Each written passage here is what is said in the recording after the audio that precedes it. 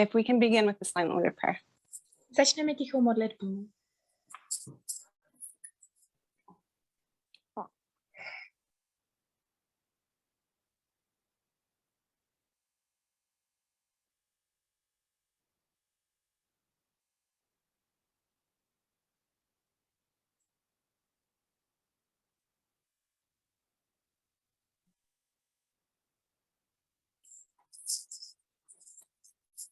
Amen.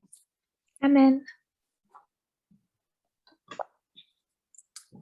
So on Friday, when I was listening to Elder Tess, Takže v pátek, když jsem poslouchala starší Tess, I was very surprised to hear the question that she asked.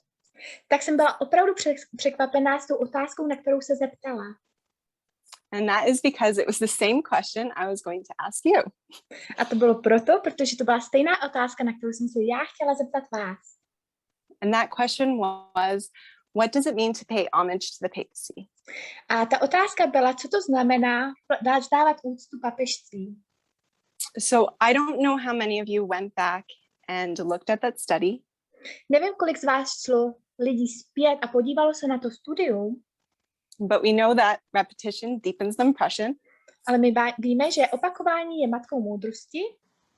And so we're going to start off this study by answering that question. Takže my začneme toto studium tím, že budeme odpovídat na tuto otázku.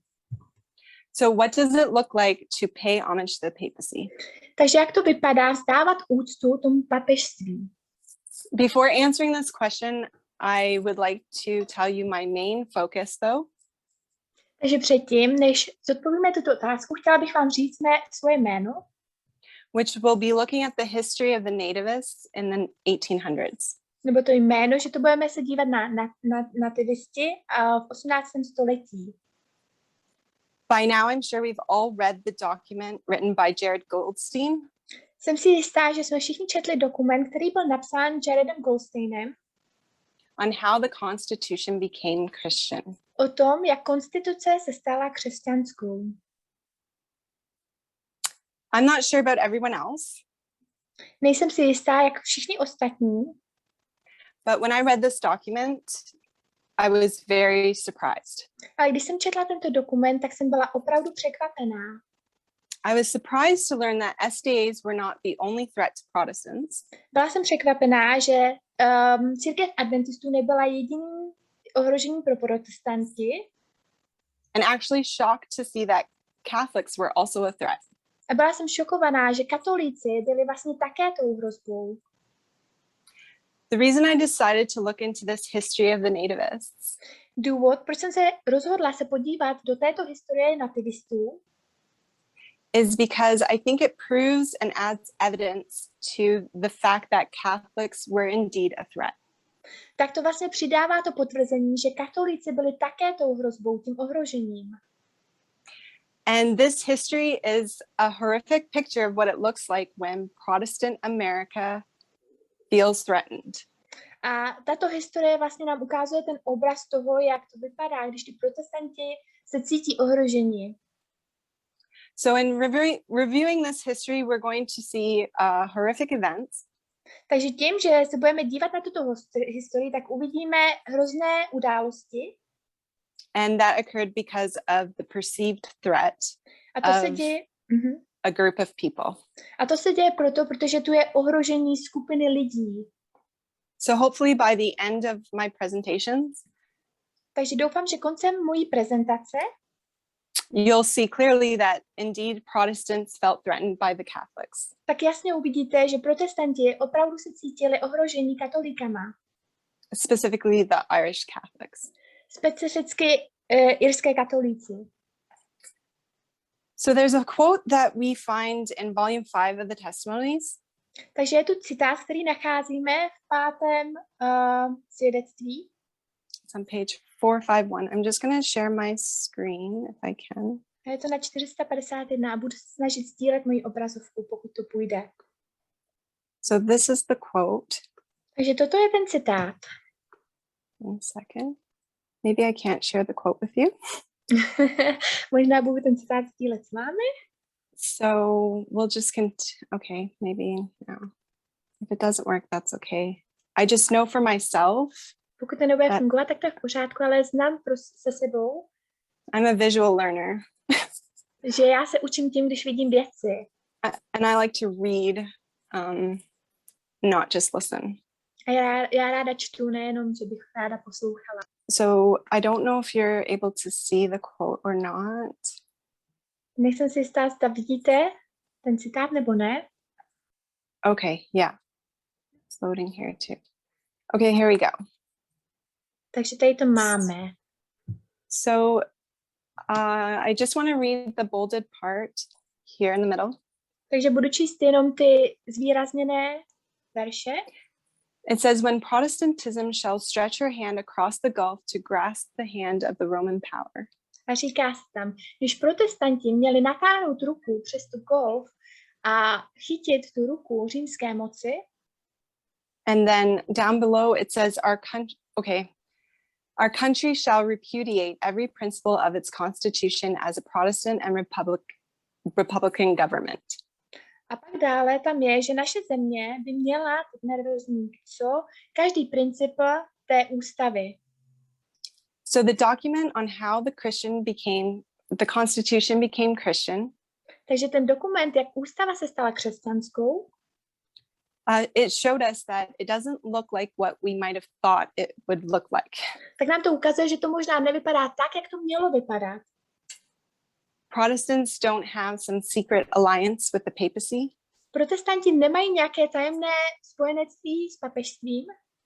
You know how we have all these different conspiracies where there's secret symbols and handshakes and all of these different things. Víte, tady ty konspirační teorie, jak to jsou tajemné symboly, potřesení rukou a takovéto věci. So when reading the document, you see that the Protestant Americans are actually at war essentially with the Catholics. Takže když čtete ten dokument, tak vidíte, že protestanti jsou vlastně ve válce s těmi protestanti, katolíci. Okay, so we're going to look first at, again, what I said before, that what it looks like for Protestant America to pay homage to the papacy. Takže podíváme se znovu na to, co to znamená pro Ameriku vlastně zdávat tu úctu papežství. We'll also be answering how. Okay, so there are 3 questions that we're going to look at today. Takže jsou tu 3 otázky, na které se dnes podíváme. The first one is, what would it look like for Protestant America to pay homage to the papacy? Ta první je, jak to bude vypadat pro protestanty, když vzdávají úctu tomu papežství. How does American history show us that Protestants and Catholics are at enmity with one another? Jak americká historie nám ukazuje, že protestanti s katolíkami jsou v tom nepřátelství? And who are the nativists and how do they fit into this picture? A kdo jsou ty nativisté a jak zapadají do tohoto obrazu? And by answering these questions, a s odpovězením na tyto otázky, I believe that God's people won't be taken off guard. Tak věřím tomu, že boží lid nebude zaskočen. We have been given light sent from heaven. Bylo nám dáno světlo, které bylo posláno z nebes. To gain the knowledge we need to avoid paying homage to the papacy in the future. Abychom získali tu znalost, kterou dostáváme, abychom se vyhli placení úctě, vzdávání úctě tomu papežství v budoucnosti. So as we know, history is our safeguard. Takže jak my víme, tak historie je naším bezpečím, ochranou. And a Bible verse that I love to think of is that there's nothing new under the sun. A biblický verš, na který ráda myslím, je, že to není nic nového pod sluncem. So we will begin by answering the first question. Takže začneme tím, že si zodpovíme první otázku. What does it mean? Co to znamená?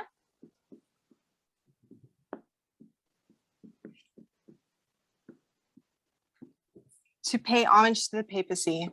Vzdávat úctu papežství.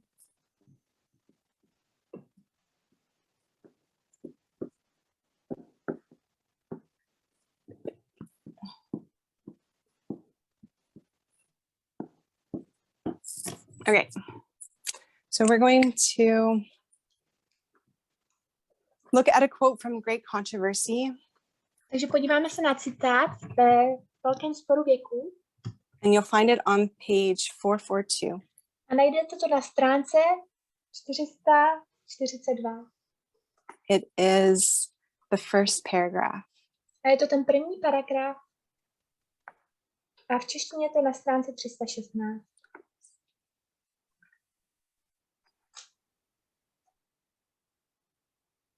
Is this the right one? Yes. Okay, so I'll begin to read. The lamb-like horns and the dragon voice of the symbol point to a striking contradiction between the professions and the practice of the nation thus represented. Peráčí rohy a dračí hlas symbolu ukazují na příkrý rozpor mezi vyznáním a praxí národa zde vlíčeného. The speaking of the nation is the action of its legislative and judicial authorities. Mluvení národa jsou rozhodnutí jeho zákonodárných a soudních orgánů.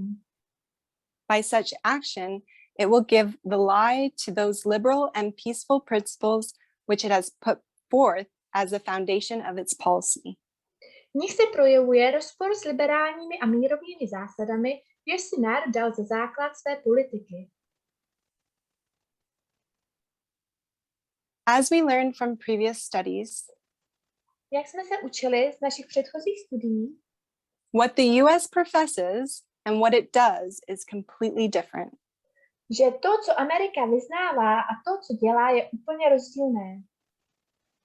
So it will always profess that it is a free nation Takže vždy and to that bude it upholds peaceful principles, Takže vždy to vyznává, že je to volný národ a že drží mírumilovné principy, but we know this is a lie.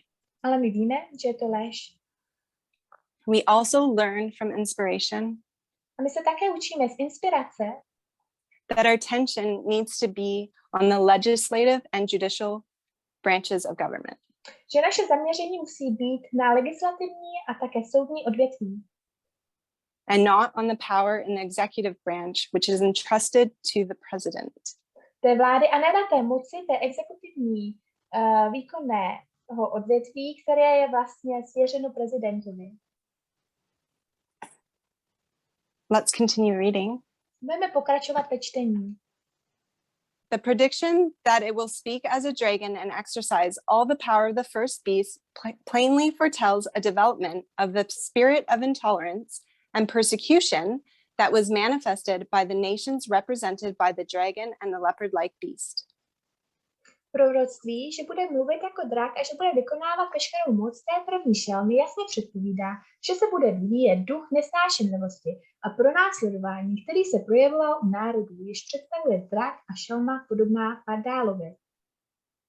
And the statement that the beast with two horns causes the earth and them that which dwell therein to worship the first beast indicates that the authority of this nation is to be exercised in enforcing some observance which shall be an act of homage to the papacy.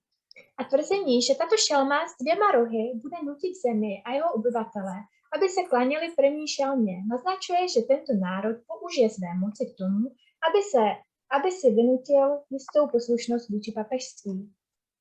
So the end of this quote tells us Takže konec tohoto citátu nám říká, that when the US enforces some observance, že když Amerika vnucuje nějaké to pozorování, the observance in itself will be an act of homage to the papacy. nebo dodržování, tak tady to dodržování samo o sobě bude aktem té úcty tomu papežství. So we're going to skip ahead to another paragraph. Takže přeskočíme a půjdeme k dalšímu paragrafu. This is 446.1 of Great Controversy. A toto bude zase ve velkém sporu věku 446,1. So the special characteristics of the beast, and no, I don't want to start there. I'm going to start only by changing. It's in the middle of the paragraph. Takže budu začínat uprostřed toho paragrafu. Jedině tím to začíná. Only by changing God's law could the papacy exalt itself above God. Jedině tím, jedině tím, že změnil zákon boží, mohlo se papežství vyvyšovat nad Boha. Whoever should understandingly keep the law as thus changed would be giving supreme honor to that power by which the change was made. Kdo bude vědomě zachovávat zákon takto změněný, bude tím vyzdávat nejvyšší čest té moci, která změnu provedla. Such an act of obedience to papal laws would be a mark of allegiance to the Pope in the place of God. Taková poslušnost papežských zákonů bude znakem věrnosti papeži na místo Bohu. Okay, so as we can see here, Takže jak my tady vidíme, the act of obedience to papal laws tak ten akt té poslušnosti, toho dodržování těch papežských zákonů, would be a mark of allegiance to the papacy. tak by to byl znak věrnosti tomu papežství. So what does it mean to pay homage to the papacy? Takže co to znamená stávat úctu papežství? Hopefully we can answer this question now. Doufám, že zvládneme zodpovědět tuto otázku teď. If the papacy has changed the law of God, Pokud papežství změnilo zákony boží and you start to observe that law that they changed, a vy začnete pozorovat ty zákony, které byly změněny, by observing that law, you will be honoring the power that changed the law. tak pozorováním a dodržováním toho zákona, tak tím budete vlastně uctívat tu moc, to papežství, které změnili ten zákon. Therefore, you will be paying homage to the papacy when you observe their law. A proto tímto vy budete vzdávat úctu tomu papežství, když budete dodržovat jejich zákony. Okay, so we answered the first question. Takže my jsme zodpověděli tu první otázku. And we're now going to review briefly the document by Jared Goldstein. A my půjdeme trošku zopakovat ten dokument toho Jareda Goldsteina on how the Constitution became Christian. na to, jak ta ústava se stala křesťanskou. Okay, there are 3 histories discussed in this document. Takže jsou tu 3 historie, které jsou rozebrány v tomto dokumentu.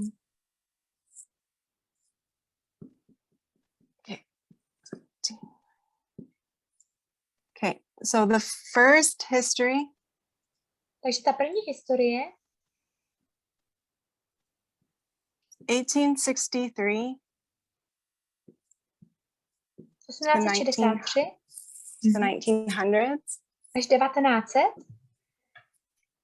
We'll just put 1950s here, but it's the late 1940s. My sem napíšeme 1950, ale je to pozdních 1940.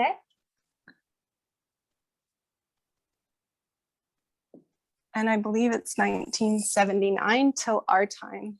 A věřím tomu, že je to 1979 do dnešní doby.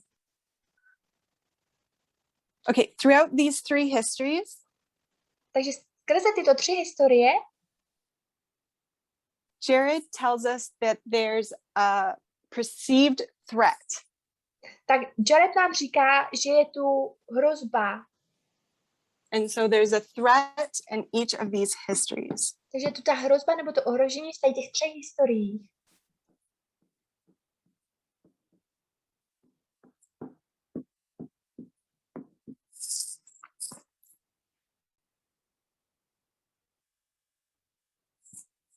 So this is Protestant America, Takže tady to je protestantská Amerika, but certain movements within Protestant America. ale určité hnutí uvnitř té protestantské Ameriky. So, okay, we're going to read the introduction on page 263. Takže přečteme si takovou předmluvu na straně 263. And it tells us the reason why these movements within Protestantism A to nám řekne, proč tady to hnutí uvnitř toho protestantismu, why they started in the first place. proč oni vlastně vůbec začali. So let's try this again.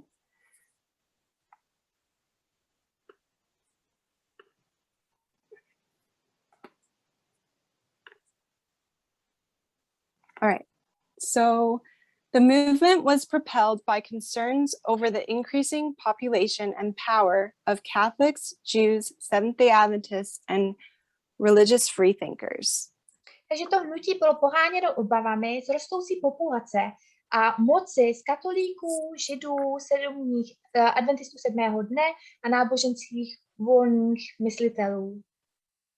Increasing religious diversity generated a variety of challenges to Protestant preeminence, including objections to Christian prayers and Bible readings in public schools, Sabbath observance laws, and religious oaths.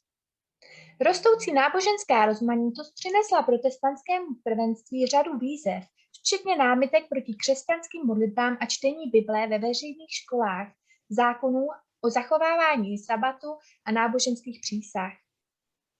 Leaders of the Christian Amendment movement considered these challenges to be nothing less than a war on Christianity and therefore an attack on America itself. Vedoucí představitelé křesťanského dodatku považovali tyto výzvy za nic menšího než válku proti křesťanství a tedy za útok na samotnou Ameriku. The nation's Christian identity could be saved, the movement argued, if only the Constitution could be made Christian. Hnutí tvrdilo, že křesťanská identita národa by mohla být zachráněna, kdyby byla ústava jen křesťanskou. So the Christian Amendment movement takže ten křesťanský hnutí felt threatened. Takže oni se báli, byli ohroženi. They felt like there was a war on Christianity. Oni se báli, že oni cítili, že to je válka na křesťanství. And that meant an attack on America itself. A tak to cítili, že je to napadení na Ameriku samotnou. And who do they feel threatened by? A kým se báli, že jsou kým ohrožení? The Catholics. Katolíky. The Jews. Židmi. Seventh-day Adventists. Adventisti sedmého dne. And freethinkers. A volné myslitelé.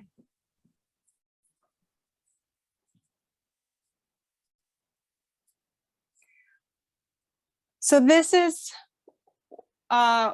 what was surprising to me. Tohle je místo, kde to bylo překvapující pro mě. That Catholics were actually a threat to Protestants. Že katolíci byli vlastně tou hrozbou pro protestanti. So what is the relationship between Catholics or between the papacy and Protestantism in this time period? Takže jaký je vztah mezi papežstvím a protestantismem v této časové periodě? So enmity. Je to nepřátelství. Many Adventists would have a hard time with this concept. Spousta adventistů by měli těžký čas v tomto konceptu. Because in this time period, you have 1888. Protože v této časové periodě máte 1888. And in 1888, what was happening? A v roce 1888 co se dělo? The Protestants wanted to pass the Sunday law. Protestanté chtěli vydat nedělní zákon.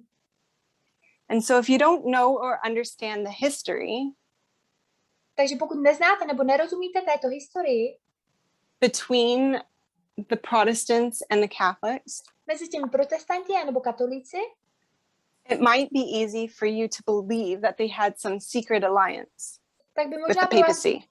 Tak by pro vás možná bylo jednoduché věřit tomu, že oni mají nějaké tajné spojenectví s tím papežstvím.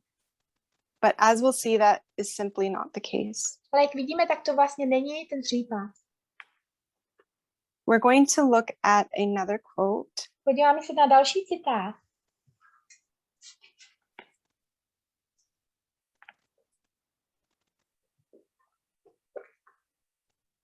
This is not the one.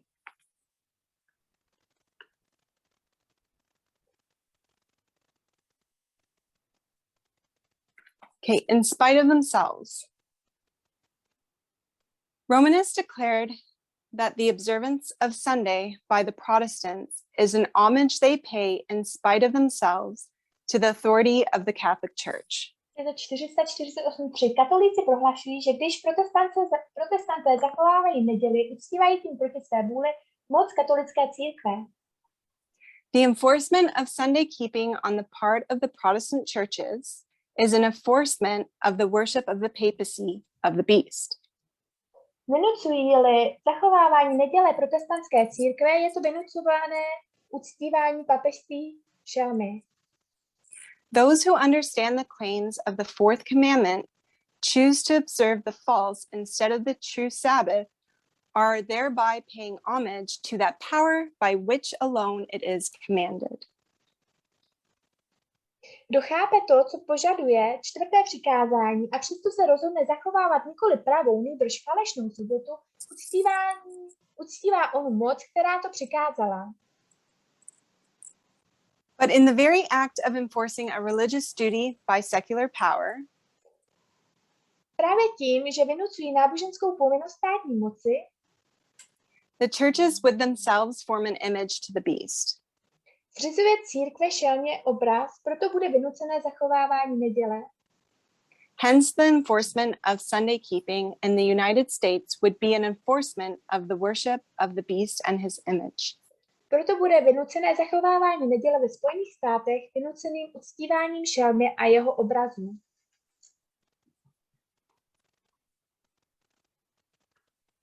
So here we can see that in spite of themselves, Takže tady vidíme, že navzdory sobě they were paying homage to the papacy. oni zdávali vlastně tu úctu papežství. Even though the Protestants may have a disdain for the Catholics, that didn't change the fact. I když protestanti mohli mít vůči katolíkům distancování, nic to nezměnilo ten fakt, If they forced an observance of a Sunday law, že kdyby si vynutili dodržování nedělního zákona, they would have been paying homage to the papacy. tak by vzdali úctu papežství. In the history of the 1800s, is there a friendship between Catholics and Protestants? Takže historii toho roku 1800 je tu přátelství mezi katolíci a protestanti, We will see that history tells us no. tak my vlastně uvidíme, že historie nám říká, že to není tak. Okay, so now we're going to get into the main purpose of my study. Takže teď my se vlastně dostáváme do hlavního cíle našeho studia. How does history show us that Protestants and Catholics are at enmity? Jak nám vlastně historie ukazuje, že protestanté a katolíci jsou v nepřátelství. Who are the nativists and how do they fit into this story? Kdo jsou ty nativisté a jak vlastně oni pasují do našeho příběhu? We're going to be looking at the persecution of the Catholics, but more specifically the Irish Catholics. Podíváme se konkrétně na pronásledování katolíků, ale specificky na pronásledování irských katolíků. And there is another document that's been written by Jared Goldstein. A je tu další dokument, který je opět napsán Jaredem Goldsteinem. And it was shared in the media broadcast group. A bylo to sdíleno na Media Broadcast. And it's entitled Unfit for the Constitution, Nativism and the Constitution from the Founding Fathers to Donald Trump. A nazývá se, že nepasující pro ústavu, nativism a konstituce od financovaných nevím čeho k Donaldu Trumpovi. I found this document fascinating and it began my journey into figuring out who the know-nothings were. Takže tento dokument byl pro mě fascinující a přivedl mě do toho, abych přišla na to, kdo jsou ty, teď nevím, koho řekla. We're going to start by reading a few quotes from the introduction. Začneme tím, že začneme číst pár citátů z té předmluvy. Okay.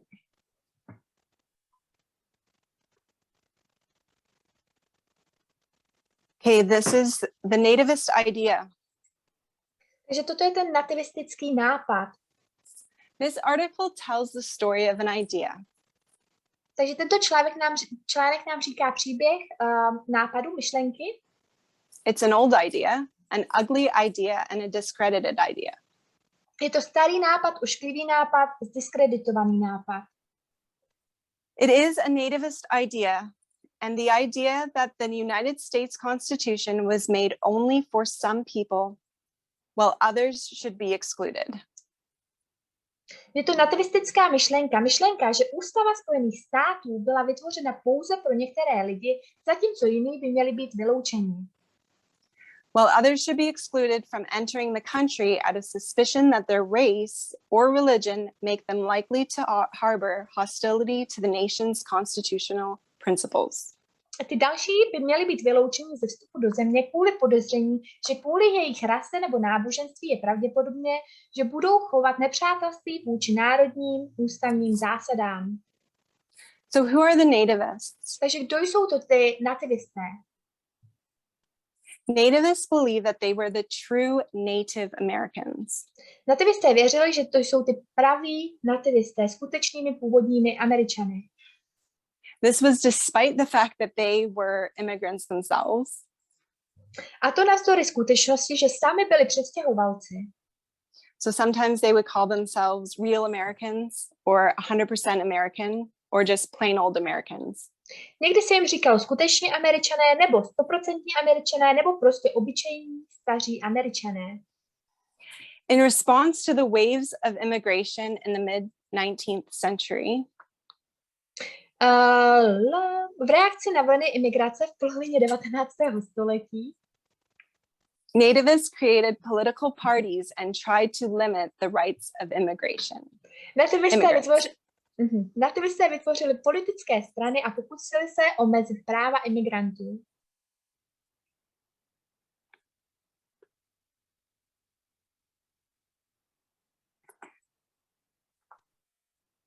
All right, we're going to look at, this still is in the introduction of this document. Takže my se podíváme na něco, co je stále v té předmluvě tohoto dokumentu. So we're going to read this paragraph as well. Takže si přečteme tento paragraf také. Roosevelt expressed what has become the conventional understanding of American nationalism. Roosevelt vyjádřil to, co se stalo konvenčním chápáním amerického nacionalismu. That what unites the nation and what makes America America že to, co národ spojuje a co dělá Ameriku Amerikou, is a shared devotion to a common creed of liberty, equality, and democracy. Je společná oddanost společnému vyznání svobody, rovnosti a demokracie. A creed expressed in the Declaration of Independence and the Constitution. Vyznání vyjádřené v deklaraci nezávislosti a ústavě. In the conventional understanding, the American Creed consists of a universal set of principles that can be embraced by anyone without regard to race, religion, or ancestry. V konvenčním chápání se americké vyznání skládá z univerzálního souboru principů, které může přijmout kdokoliv bez ohledu na rasu, náboženství nebo původ. And as Roosevelt claimed, American national identity has always meant devotion to the American Creed and has never been about race or ancestry. A jak Roosevelt tvrdil, americká národní identita vždy znamenala oddanost americkému vyznání a nikdy se netýkala rasy nebo původu. As this article shows, however, jak však ukazuje tento článek, for most of American history, the dominant view that has guided American policies has been the nativist belief that only people who share the nation's dominant ethnicity and religion are capable of constitutional devotion, while others must be excluded because of the dangers they are suspected to pose to the nation's fundamental values. Po většinu americké historie byl dominantní názor, který vedl americkou politiku nativistickým přesvědčením, že pouze lidé, kteří sdílejí dominantní národnost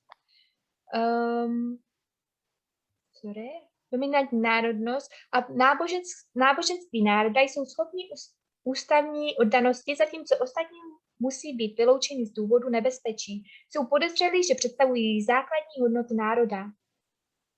An example of this is in the 1840s.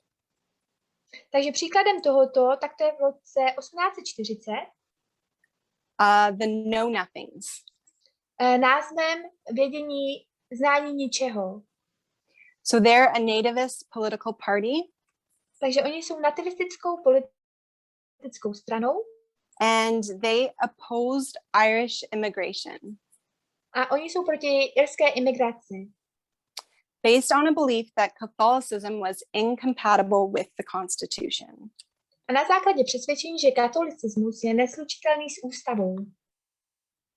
So before we dive into the know-nothings, ale než se ponoříme do znání nebo vědění ničeho, we're going to review history that's prior to that time.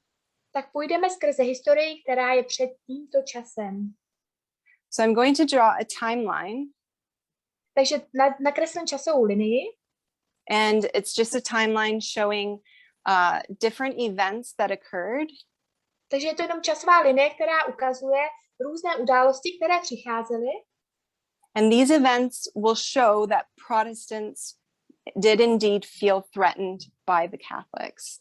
A tato linie vlastně nám bude ukazovat, že protestanti se opravdu cítili ohroženi těmito katolíky. Specifically the Irish Catholics. A specificky těmi irskými katolíky. My hope is that this history will indeed show us doufám, že tato historie nám opravdu ukáže, that there is no friendship between the Catholics and Protestant America. Že tu není přátelství mezi katolíky a protestantskou Amerikou.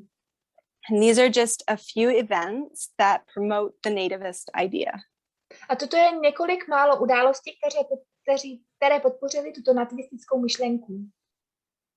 Okay.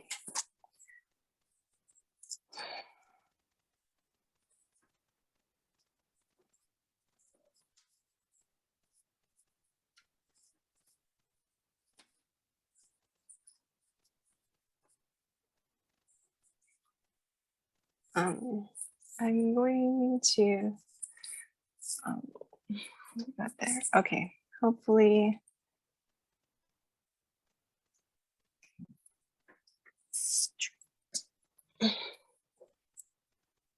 Okay, so this is the Dark Ages. Takže toto je ten čas temnoty. And Massachusetts, I can't really say that. There was a law passed in 1700. A v roce 1700 tu bylo masachustický zákon, který byl vydán v roce 1700.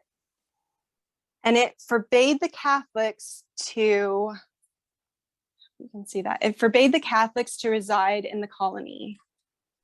A ten zákon zakazoval katolickým kněžím pobývat v kolonii. And the penalty for them was imprisonment and execution. A trestem pro ně bylo uvěznění a poprava.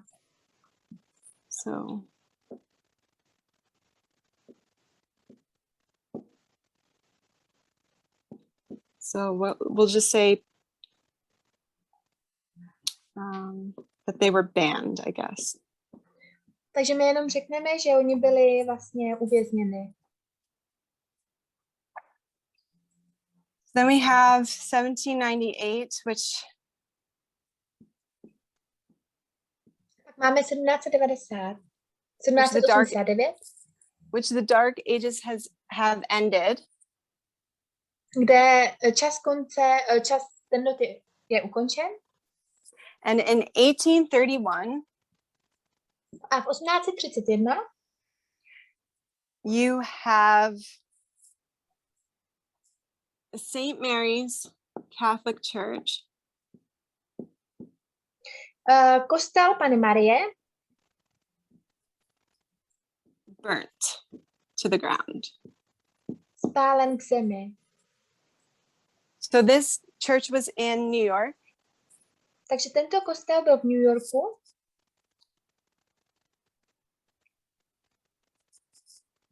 And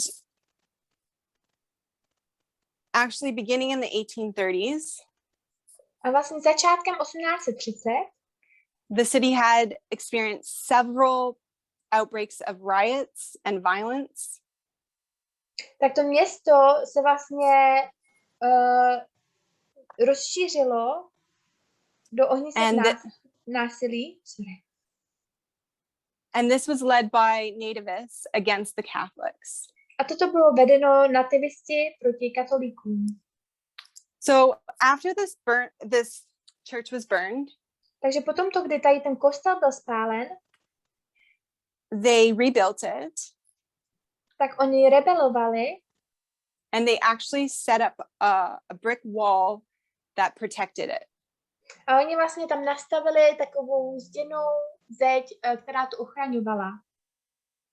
There were frequent brawls and street riots between the Protestants and Catholics.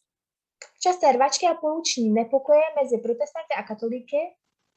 And this led them to form a self-defense group in 1836. Vedli k tomu, že v roce 1836 vytvořili skupinu sebeobrany. So this shows us how bad the situation was. Takže toto nám ukazuje, jak ta situace byla špatná.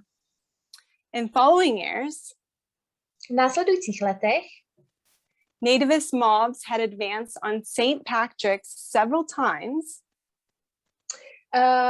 V následujících letech nativistické davy několikrát podstoupily na St. Patrick cílové zdi. But were turned back after receiving reports that armed Irish defenders were behind the walls. Ale vrátili se zpět po tom, co teď jsem to nestihla. Nezvládla jsem ten konec. So the Irish were behind the walls protecting the cathedral. Takže ty Irové byli za tou zdí, aby ochránili tu katedrálu. And so when mobs would try to attack, a takže když ty lidé se snažili napadnout to, they would realize that and then they would run away. Oni by si toho všimli a vlastně by utekli pryč. Okay. Another event. Další událost 1834. Je v roce 1834. Okay, and this is regarding the Ursuline Covenant riots.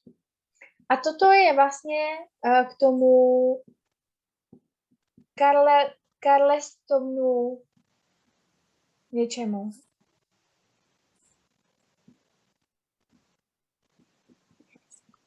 So the Ursuline Convent riot, sorry. Takže je to Uršulínský konvent Charlestonu. So this happened in Charlestown. Takže tohle se stalo v Charlestonu. Near Boston. Blízko Bostonu. And this convent was also burnt to the ground, it was ruined. A tento konvent byl opět spálen, byl zničen. The night before, a Protestant mob sacked it and burned it to the ground. Noc předtím to protestantský dav vyhodil a spálil na zem. So the nuns that lived there and the students Takže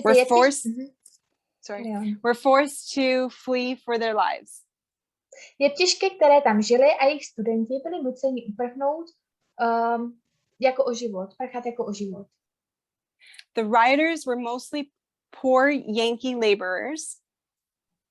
Takže výtržníci byli většinou chudí dělníci z Yankee, who feared and hated Irish Catholic immigrants. Kteří se báli irských katolických přistěhovalců.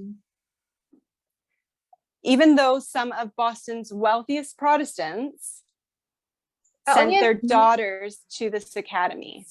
A oni vlastně nenáviděli, zatímco někteří z nejbohatších bostonských protestantů poslali své dcery na Ursulinskou akademii.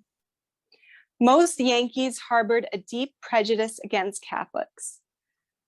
Většina Yankees měla vůči katolíkům hluboké předsudky, since they were constantly suspicious of popery. zatímco oni byli neustále podezřívaví vůči poperiní. And because of this, they were eager to hear malicious rumors that began to spread about this convent. A dychtivě uslyšeli zlomyslné zvěstky, které začaly o tomto klášteři. So there are various causes that led indirectly to its destruction. Takže existovaly různé příčiny, které nepřímo vedly k jejich zničení.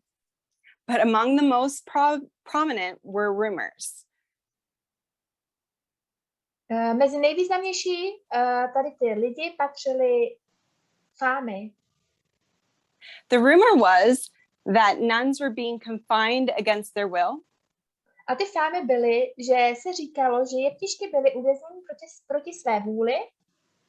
So they actually had people that went to investigate this. Takže tam vlastně byli lidé, kteří to šli vyšetřit. And they interviewed a sister there, Sister Mary. A oni vyslýchali sestru Mary tam. And she informed them that she was at liberty to leave the institution anytime she chose.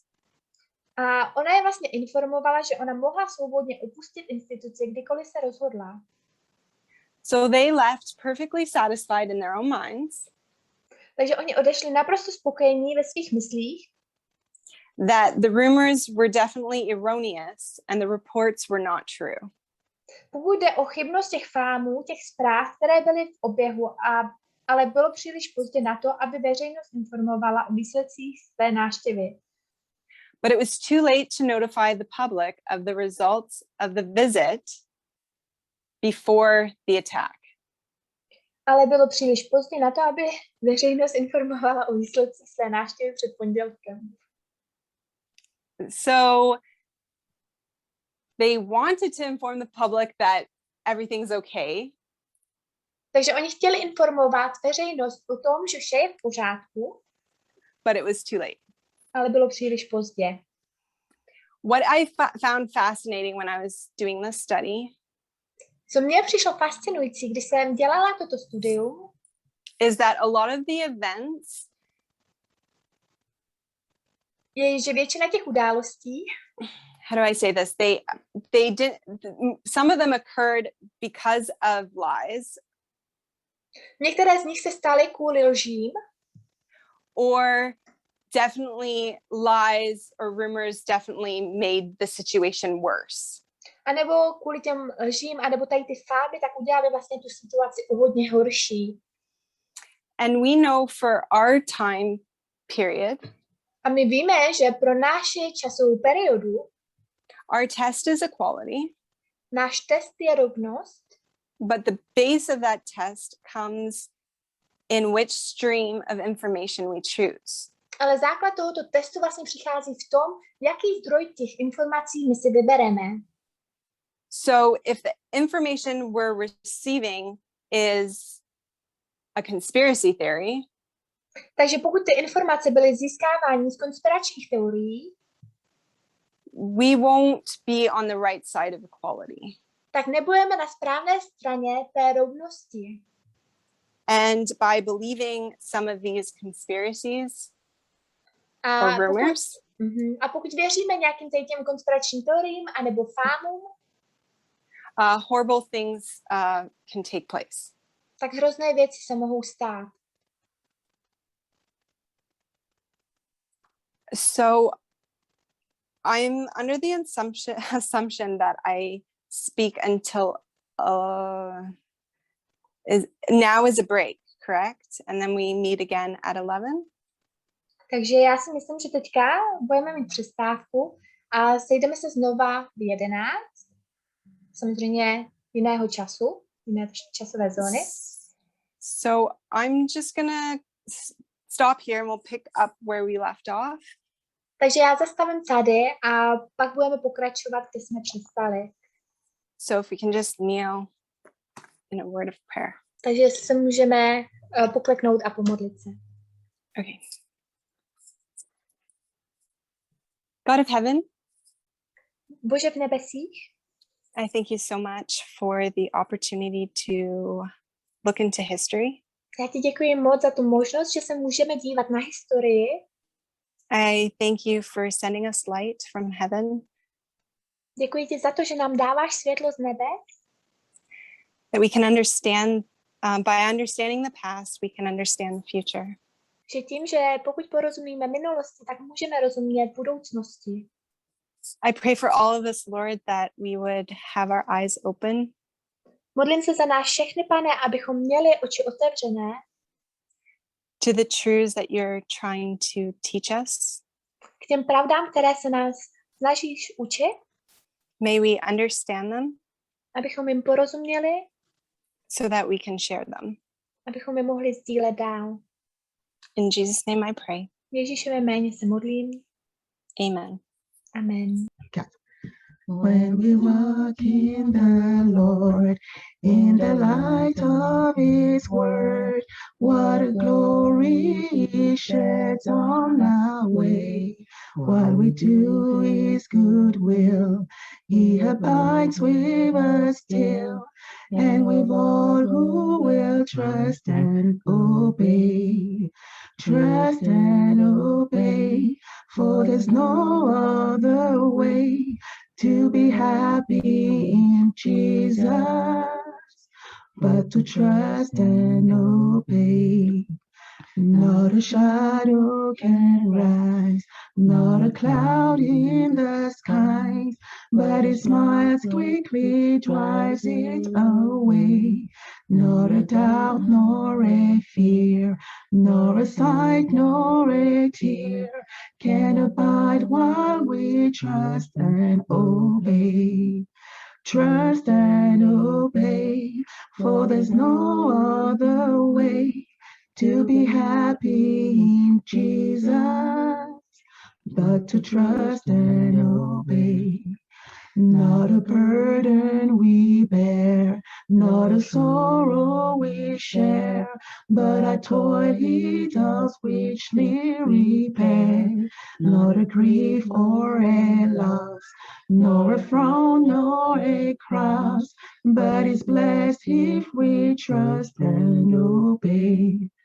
Trust and obey, for there's no other way to be happy in Jesus, but to trust and obey.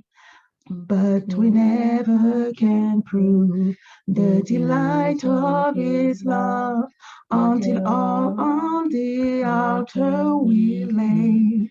For the favor He shows and the joy He bestows are for them who will trust and obey. Trust and obey, for there's no other way to be happy in Jesus, but to trust and obey. Then in fellowship sweet, we will sit at His feet, or we'll walk by His side in the way. What He says we will do, where He sends we will go. Never fear, only trust and obey. Trust and obey, for there's no other way to be happy in Jesus, but to trust and obey. Trust and obey, for there's no other way to be happy in Jesus, but to trust and obey.